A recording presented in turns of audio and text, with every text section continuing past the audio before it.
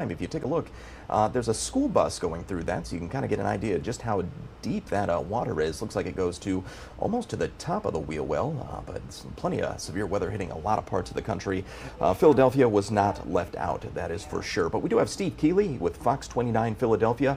He is live there on the ground with the details. And Steve, what are you seeing out there?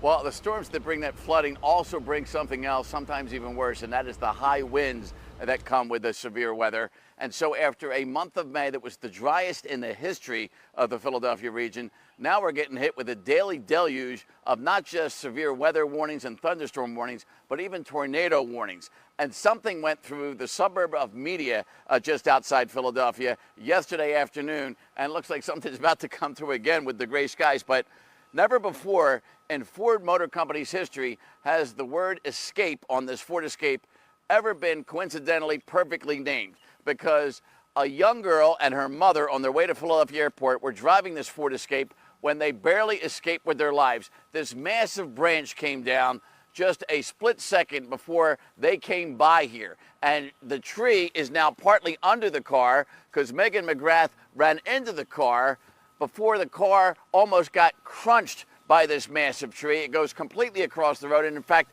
part of it is still sitting on the power lines, so nobody's allowed to touch the car or the tree yet till the power company gets here. But they've been so busy because there's so many power outages and trees down and even power lines down that this has been on the back burner, and this is a busy road. Look at all the people making a U-turn by our news van up there. So they're getting U-turned in both directions here because this is right by a major interstate. What happened? You're driving your mom to the airport and this happens. Yeah, I mean, it was pretty dark back here, and as soon as I saw the tree, I tried to stop, but my wheels spun out and didn't stop.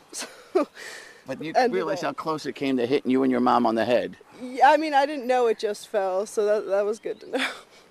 And now what do you think of seeing it at first light the next day? Wow. Yeah, wow.